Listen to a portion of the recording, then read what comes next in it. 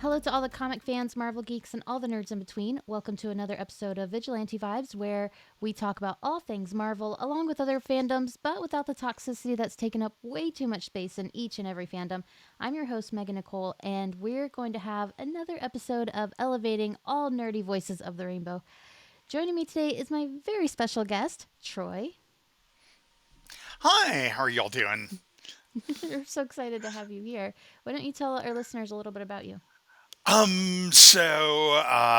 You might see me online sometimes on Threads. I'm Troy Temez.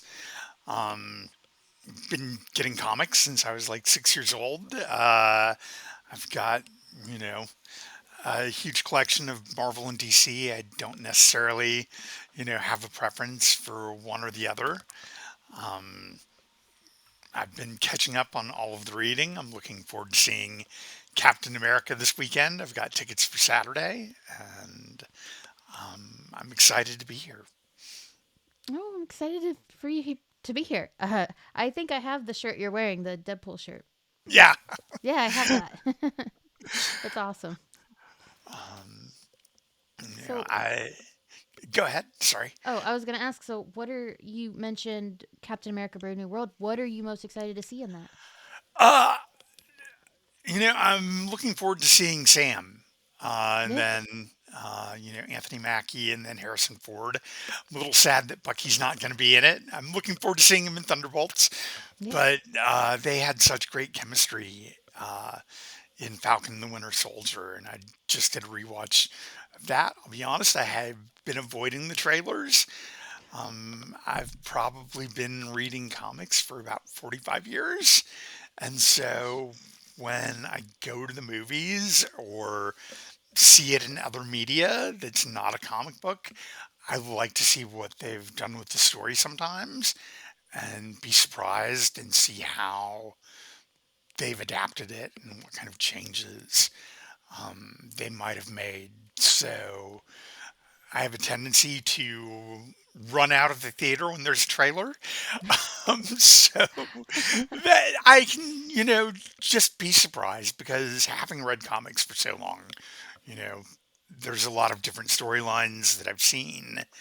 Um, and I, kind of enjoy when uh, things surprise me, you know, if that makes sense. It does. I like. There's a lot of people who like to go in and they like just to know nothing about it and just to let the movie do what it does and take you to another place that you don't see coming. And that's exactly me. Like I'm really looking forward to it. You know, um, Kind of curious to see how it's going to wind up tying into Thunderbolts. I woke up in the middle of last night and I got up and watched Spider-Man. The new cartoon. Uh, there was, a guest appearance by, Thunderbolt Ross, and Yeah. so I'm kind of like, okay. I'm like, Thunderbolts is coming out. It's got the asterisk. Are we going to see, General Ross appear, in Thunderbolts? Because I've missed the Hmm. trailers for that too. But I was like, okay, it's got the asterisk. Like, I'm curious about it. I have a theory about the asterisk, and I think it's because they're not the Thunderbolts. I think they'll end up being the Dark Avengers. Oh, Yeah. that'd be kind of fun. Yeah, there's a few hints in the trailers, but like you haven't watched the trailers, so I won't tell you them. Yeah, So, no, I've totally been avoiding the trailers. I've read Dark Avengers. I remember when Thunderbolts came out, but mhm. when I was growing up, um, you know, like for me, I was about the team books, Justice League, Justice Society, Legion of Superheroes, all of the different X titles. I remember, like I was saying, my first comic I think was like X Men 126, where they're bursting out of the cover, getting ready for um, the Proteus saga Mhm. or Proteus saga. You know, and it talks about how the X-Men are kind of different than other heroes, and they're, you know, kind of trying to fit into a world, you know, that accepts them, but is scared of them. Um, right now, you know, I think that that's more relevant than ever in some ways. Um, I am in Texas and I am gay. Mhm. Um, and being, a blue dot in a red state, and having like that representation, where we are seeing, you know, more gay characters, Yeah.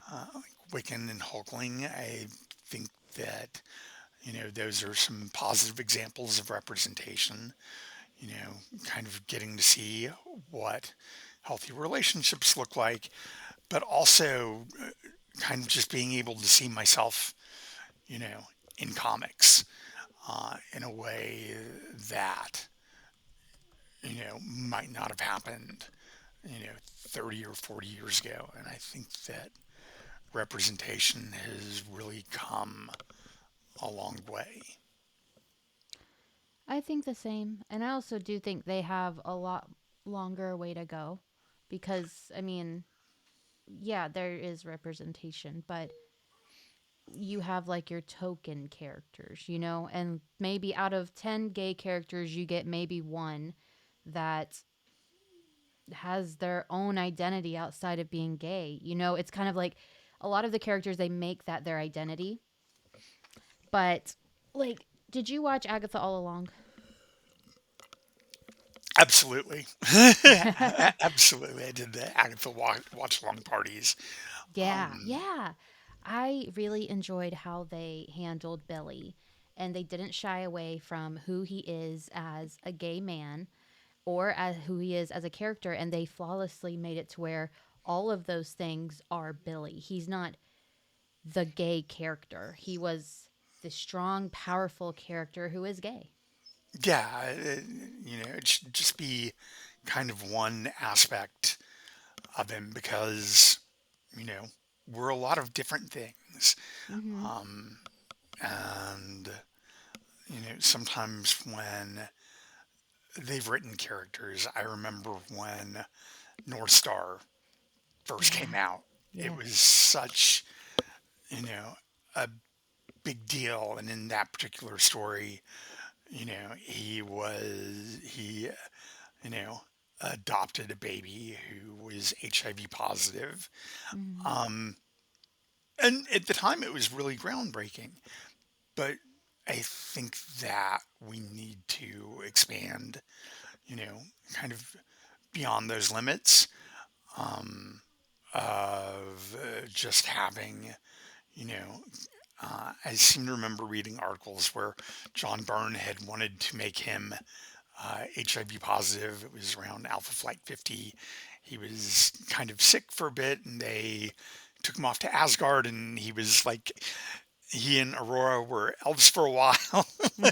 And then they've kind of like, done a couple of different retcons on them. But, now he is married to Kyle, and they've been together, for a few years. And, we've seen him playing kind of more of a role in the X-Men as a mentor to, I know I'm going to butcher his name, but Anol, and Anol, oh, yeah. yeah, um, and so it's been interesting to see his development as a character, seeing him kind of step up and mentor Mhm. in a way that he hadn't been, before.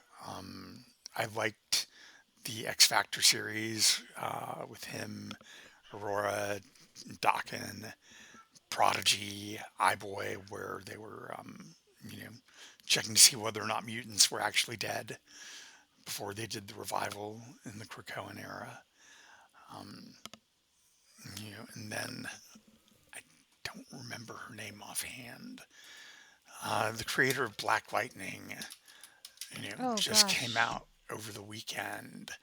Uh, I don't I want a dead remember name. I remember her dead name, but I don't want to say it. Okay, Jenny Blake Isabella, There it is. Yes. Yes. formerly Tony Isabella, created Misty Knight, Mhm. Tigra, um, some other, most famously, I want to say Black Lightning, Mhm. um, you know, and I do think that it's important for us to try not to dead name. I think that, Agreed. you know, that's pretty disrespectful, um, even if we disagree with someone. You know, but I've also had a lot of trans friends. Mhm. My late friend Becky, was had been like military special services. Uh, would talk about how she enjoyed a good ambush, and then was working on her PhD in English literature when she passed away. Oh, I'm sorry. No, she had a massive heart attack on the way back from teaching English in the Navajo Nation in Arizona. So, Wow. but she really kind of opened my eyes,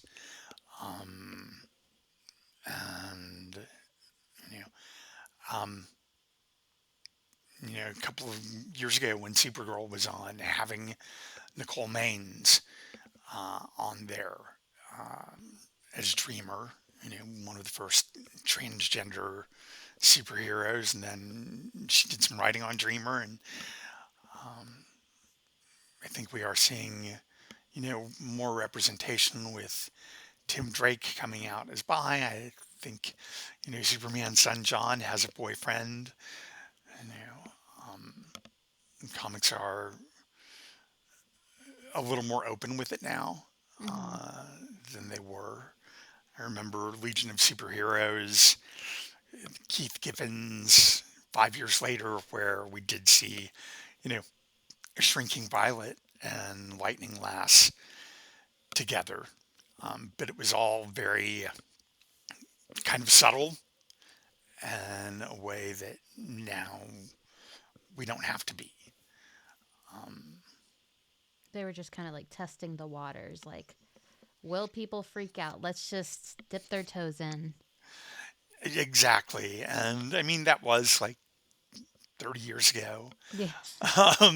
But at the time, it was really groundbreaking, especially Element Lad was dating Siobhan, who was,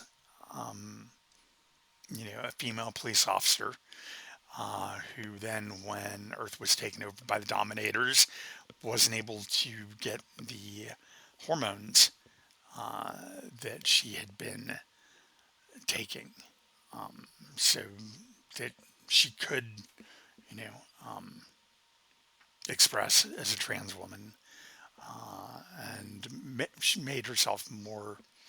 In her mind, that was what she needed to do to get Element Lad to fall in love with her, and he was like, "No, that's not kind of how I am. It's a more spiritual thing. He would have loved her either way." Aw, But that's so nice. right now, I'm like,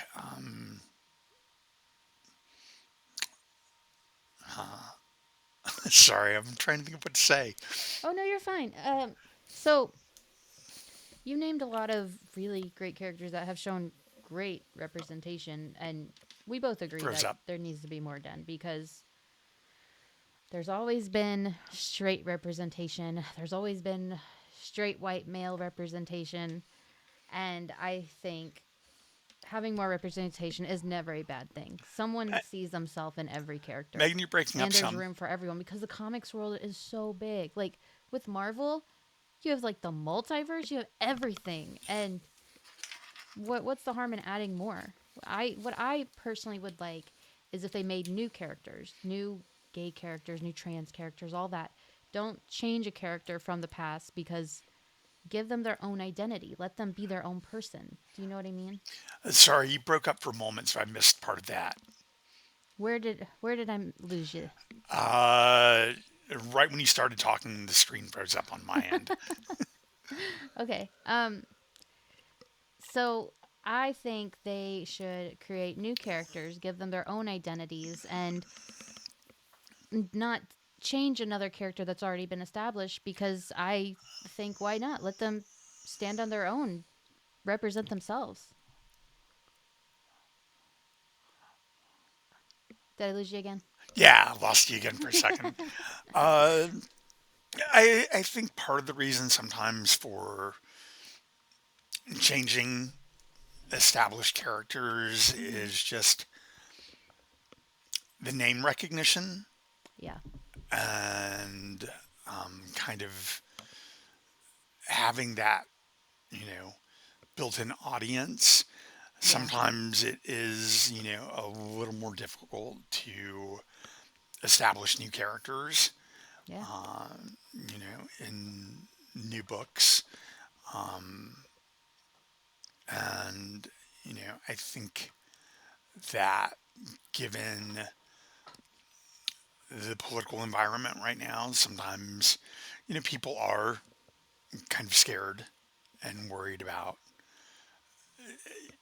I mean, comic book sales aren't what they were a while ago. And so finding that balance of what's going to appeal commercially and also, you know, I mean, with Marvel and Disney, we've seen, um, America Chavez's mothers in Multiverse of Madness. And they didn't edit it out, this time in some countries, but, when there was Star Wars Rise of Skywalker and they had two women kissing, they edited that out. And Mm-hmm. so, I think part of it is depending on how much um, sometimes they're spending and how much they need to make back as far as money from overseas.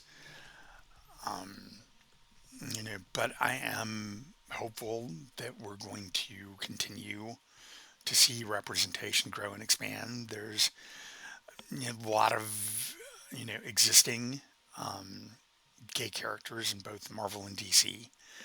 Um, I'm happy getting to see Nico on Friendly Neighborhood Spider-Man, Yeah. and we kind of see her making little comments, about finding girls attractive and Yeah. who am I going to get to go out with. But we also get to see her, engage in this friendship with Peter, and they're going to see like these rare old movies. um, this past episode, she's working on her friendship with Harry, and just seeing that characters are multifaceted. Um, there is room for growth among them. It doesn't have, we don't have to sexualize everything as far as the characters, you know, like, and they can do all kinds of things. I'm thinking of Queer as Folk, where, Michael owned a comic book shop and had, like a huge comic collection. I've probably got like 60 long boxes in storage that Oh just take wow. up a ton of space. Mm-hmm. Um, but I also like baking and I don't know, probably watching too much TV lately. But I am interested in politics. I have volunteered for the community in the past at our old gay and lesbian community center, and I've done pride in those things. Now, I get tired a little more easily, and I don't enjoy going out quite as much as I used to. But um, that's just more Uh-oh. me wanting to stay home, than anything.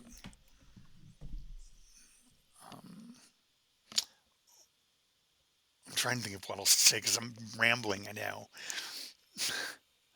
Sorry, you broke up a little bit. Oh, sorry. You're fine. You said you get. I lost you at you get tired of.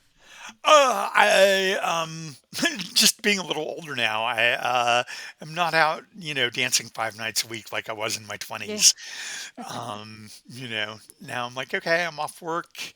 I'm gonna pick up something to read. Whether it's a comic book or the news, and just calm down a bit, which I'm good with. I've been catching up on my Marvel reading the past few months. Um, It's a lot to catch up on. There's so much going on in the Marvel Comics world. yeah, and I had kind of stopped like right around the time that Hickman's run on Avengers was ending when they were getting ready to do Battle World and the reboot. So I was getting like probably about 60 to 80 titles a month.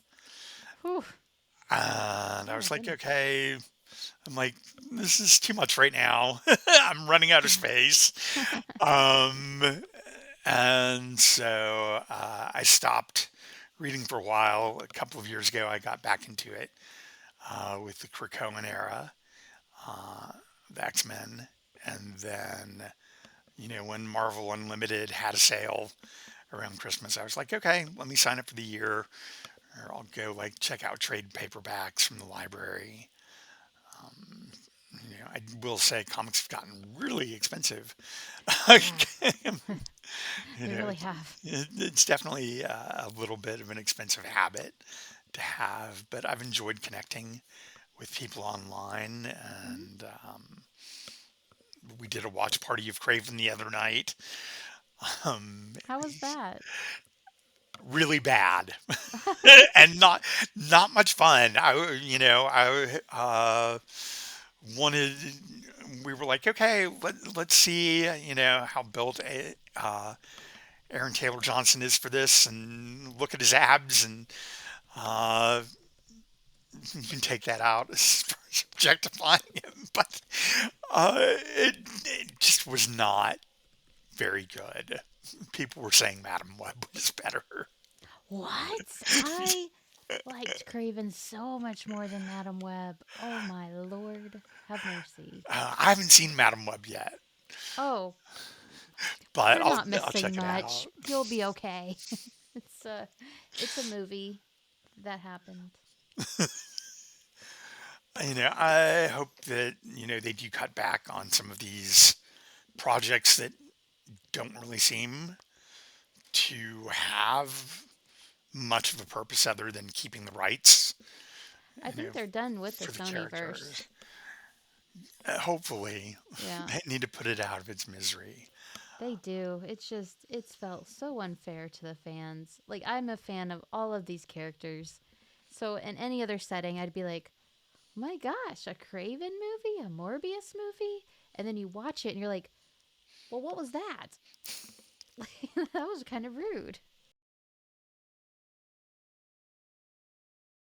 So you said that you, you didn't like it. But what Sony movies did you like, if any? Um, I fell asleep during the first Venom. Oh no. I didn't really get too much into the Sony movies. Of course, liked all the Spider-Man ones, with No Way Home and Far From Home. I've watched all of the Marvel series for the most part. I haven't quite caught up on all of the cartoons, but I've watched all of the live action series. I think probably my favorite has been Agatha. I think in a lot of ways it was kind of the most queer coded when you've got Oh Patty yeah. LuPone in there, and Aubrey Plaza. Um, having seeing like how they use the practical effects um, gave it a little more depth, Mhm. and then, I mean, I grew up, reading Agatha and Fantastic Four and remember the original Salem 7. I kind of like the reinterpretation that they did of them. It was a little scarier. It was, and I liked how they changed it. There really was no way to do it because the original Salem 7 was Agatha's grandchildren. So there was really no way they could do that in the show. So I did like how they handled it. I think that was probably my favorite adaptation. I had a harder time getting into Moon Knight. Um, and part of that is, uh, when I look at, you know, Stephen Grant or Mark Spector, I picture them taller than Oscar Isaac was. And the accent was a little throwing at first. Mhm. Um, but after I watched, I kind of got into it maybe around like the third or fourth episode, and then it really picked up for me. I'm looking forward to Daredevil, you know, Yeah. Born Again. I just finished a rewatch of that. I do kind of feel like I've been doing a lot of rewatches lately. Yeah. I get that. I have to start that rewatch cuz I just finished rewatching everything for Captain America Brave New World. It's like there's so much. Yeah, I did Falcon and the Winter Soldier. I did all three Captain America movies. I need to do Hulk. Yeah. Um, would be, I think, the main one that I'm missing right now. Um, I think that's really your main staples.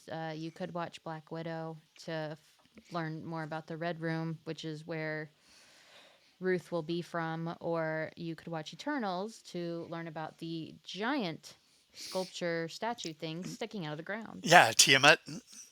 Yeah, I never remember that name. In my head, it does not exist. Uh, yeah, I'm used to Erisham and some of the Yeah. other, uh, you know, whatchamacallit, Celestials. But I think Tiamat, and I remember the dragon from Dungeons and Dragons when I was a kid. Hmm.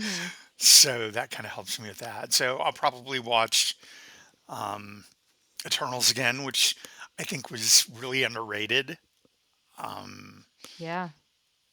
you know, and then uh, I did like the scene where they were at Phosphorus's and Makari like hits the table and he's like, "I'm sure you made this out of vibranium or adamantium or something," and he's like, "IKEA, fall 2022."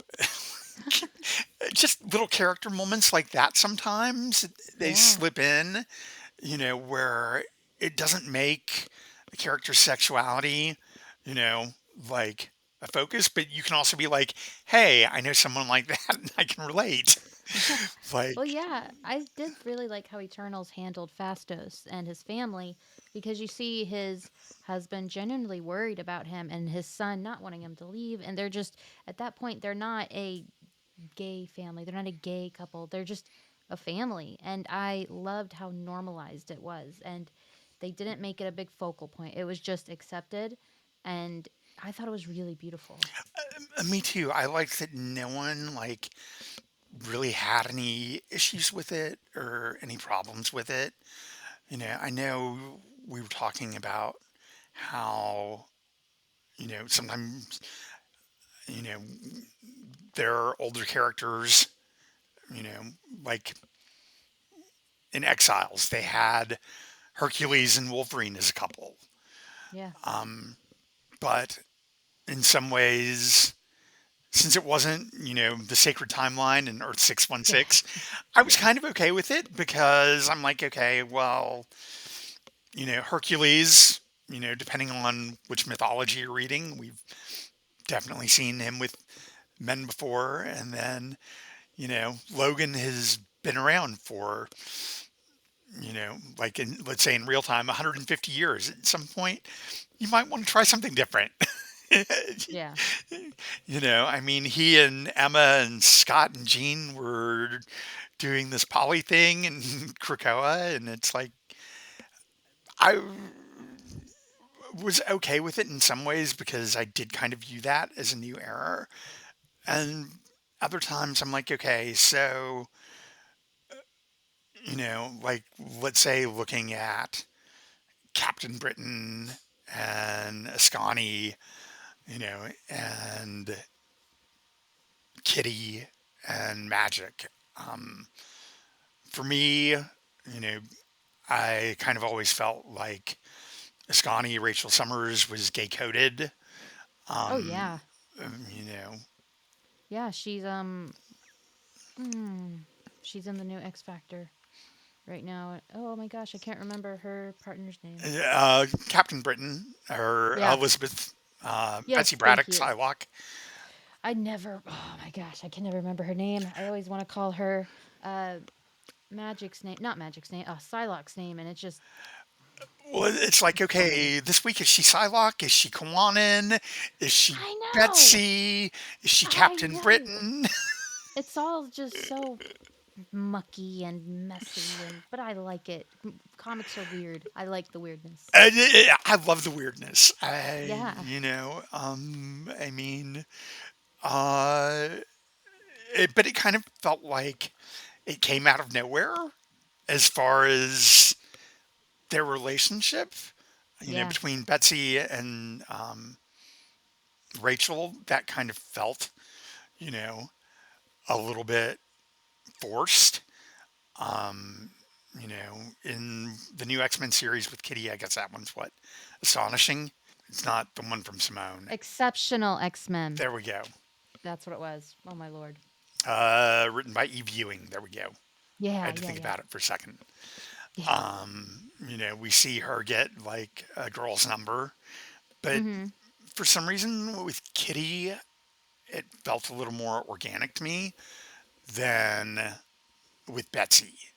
Um, even though Kitty was involved with Colossus on and off for a long time, when she kind of turned into the Red Queen and was having problems like getting onto Krakoa, and we kind of get to see her become like more of a badass, especially during the battle with Orcus, where she's just taking everyone out, Yeah.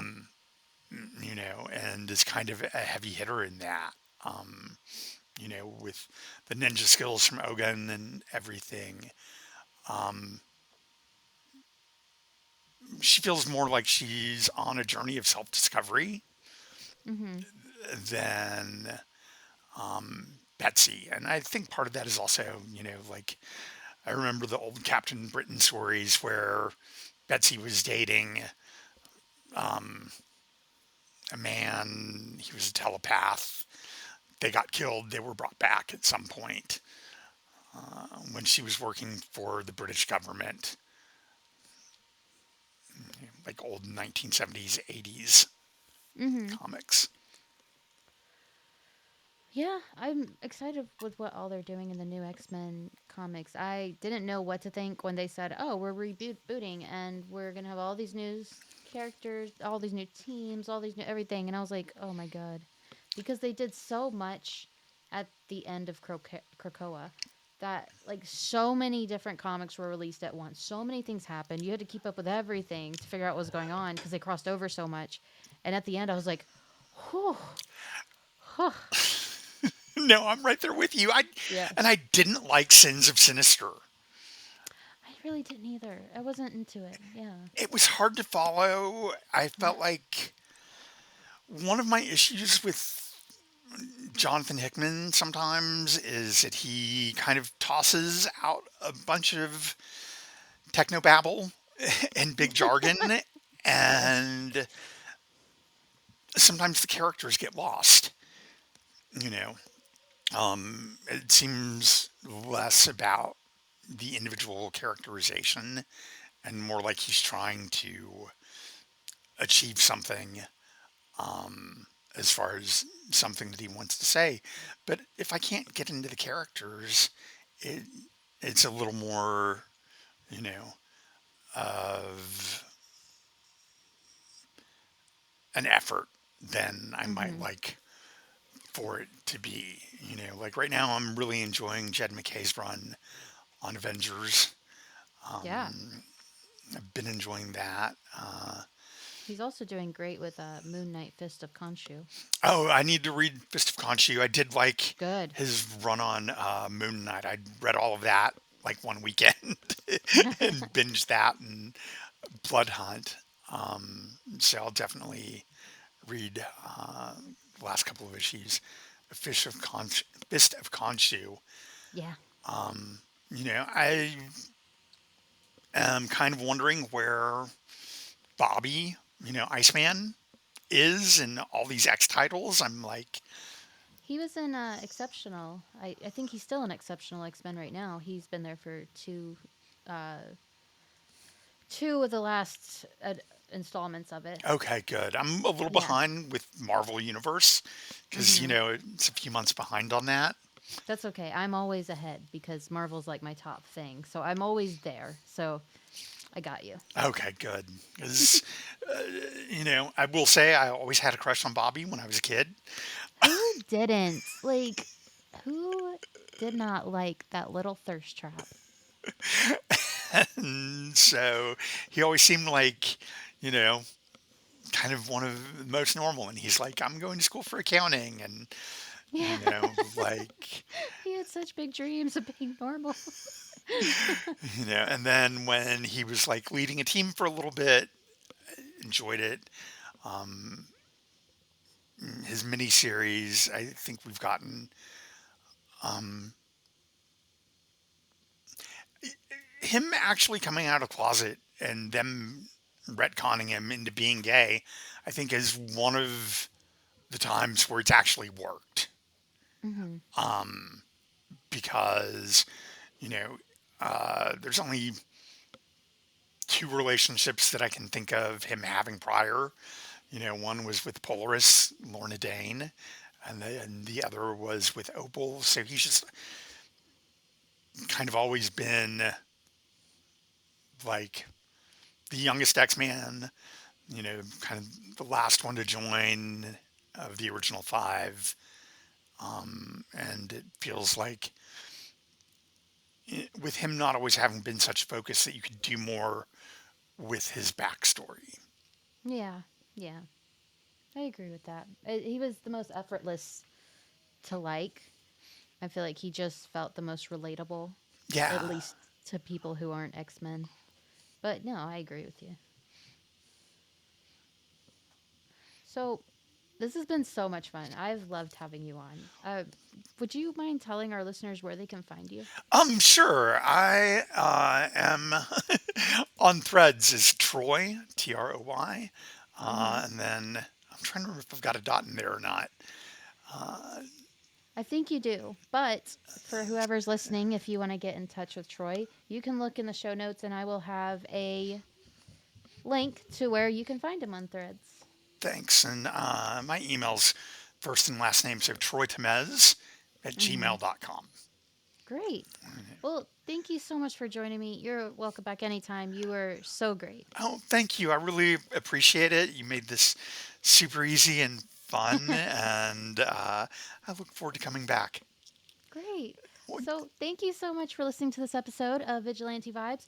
Wherever you're listening to this episode, click that subscribe button so you don't miss any more of my amazing guests like Troy or any other future episode. Thanks for listening. I hope you enjoyed. Have a marvelous night.